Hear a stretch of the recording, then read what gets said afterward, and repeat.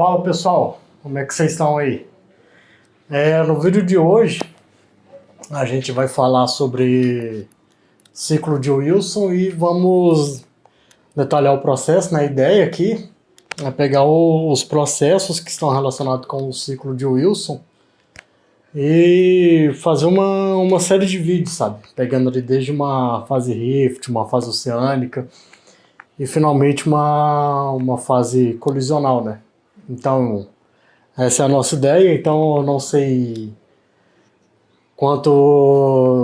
em quantos vídeos isso aqui vai ficar fragmentado, né? Por causa que é um tema extenso, né? Se a gente for destrinchar isso aí com mais detalhes. Inicialmente, a gente vai abordar de como chegamos à atual ciência, né? De como chegamos a tectônica de placas que nós temos hoje. Então, desde o século XVI, o formato da Terra, a superfície terrestre, ela já chamava a atenção de quem era mais ligado com essa parte científica, né?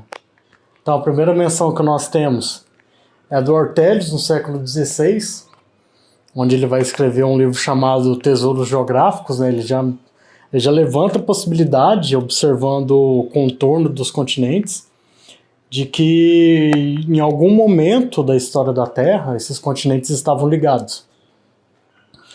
Posteriormente, no século XVIII, nós temos o Benjamin Franklin.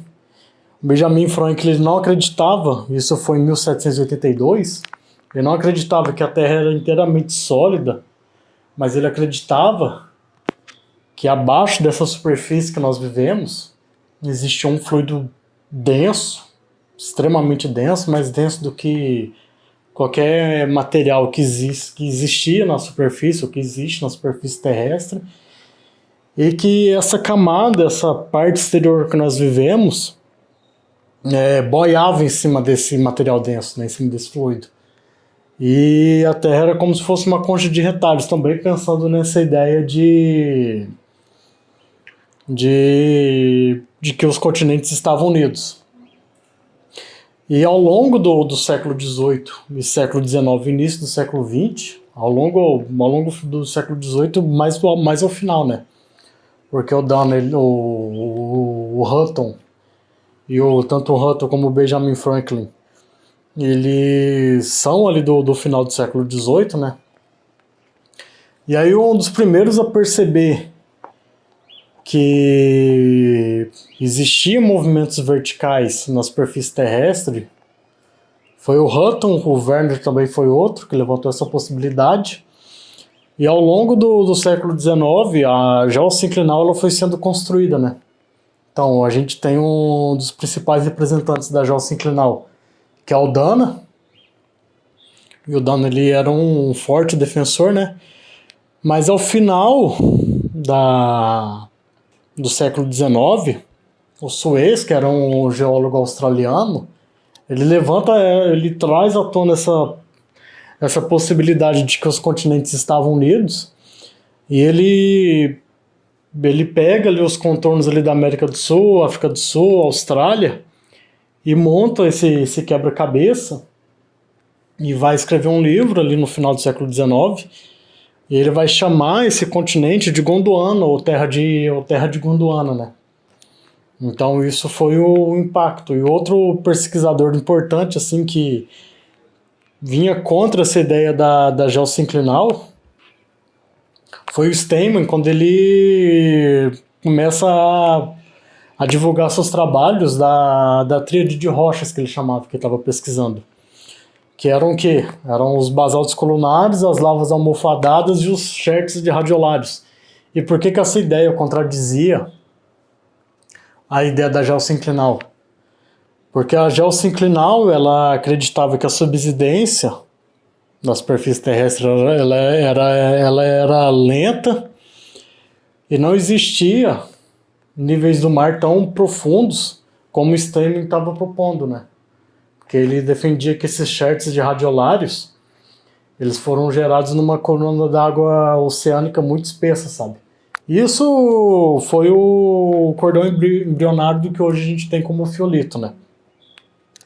Então, ao longo do século XX, o que a gente tem é um debate entre a escola fixista, que é a geossinclinal, e a escola mobilista, que é a galera que acreditava na deriva continental, que tinha como representante principal o Alfred Wegener, né?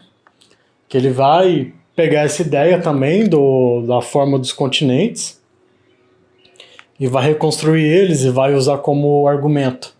Tanto o argumento fossiológico como fósseis de répteis, fósseis de flora, glossopteris, né?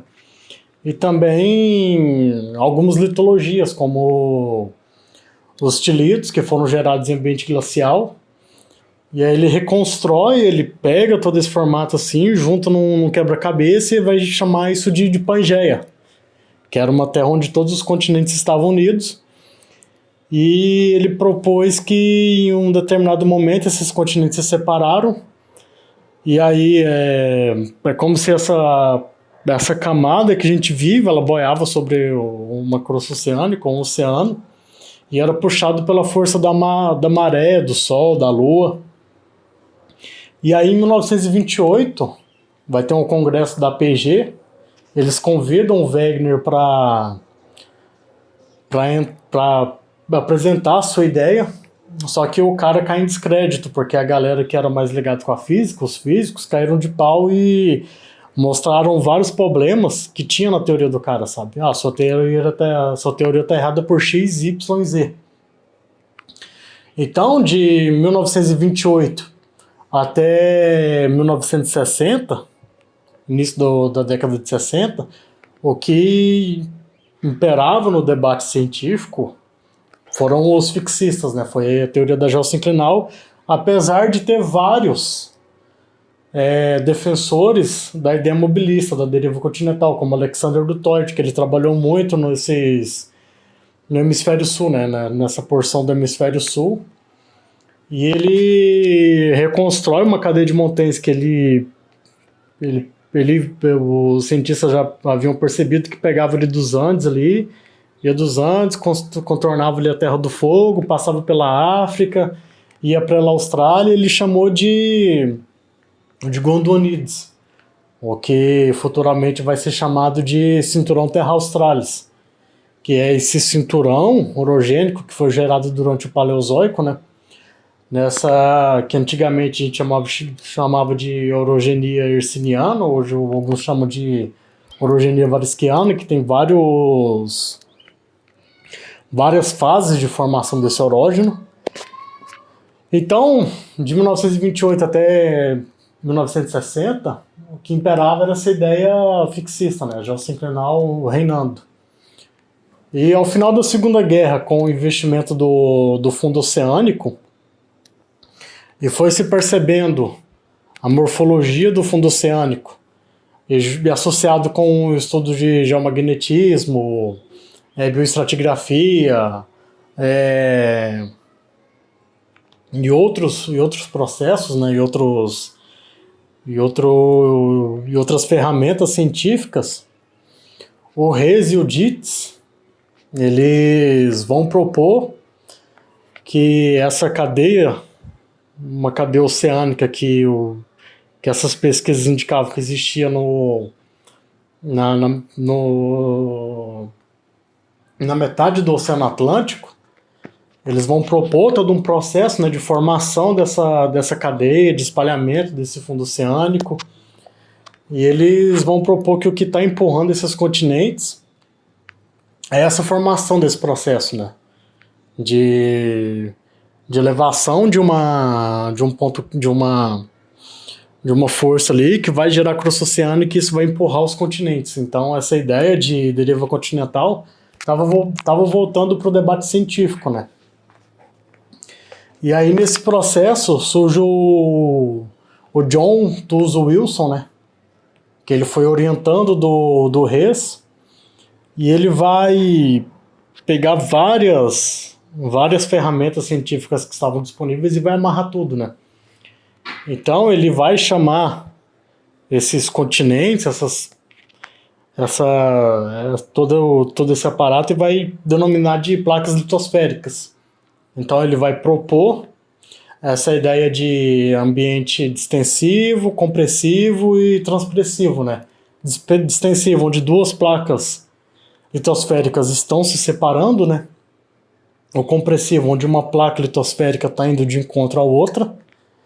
E o ambiente transformante, onde uma placa desliza em direção à outra. E outro ponto muito importante que o Wilson estudou foi esses pontos quentes, né? Essas plumas mantélicas, como no caso do Havaí. A ideia embrionária de ponto quente é dele. E o cara ele foi muito importante assim, para geociências, que em torno de 1968 ele vai ganhar a medalha Wollaston. A medalha Wollaston é uma medalha que ela é um prêmio, como se fosse um Nobel da Geologia, né? Então o que vai acontecer? Ele vai ganhar essa medalha, né, como reconhecimento do seu trabalho.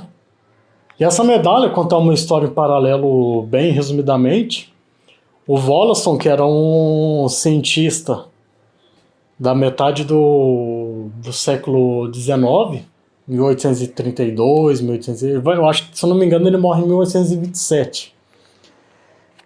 Ele descreve um projeto assim de que todos aqueles que desenvolvessem estudos importantes para geociências, eles ganhariam um prêmio. Ele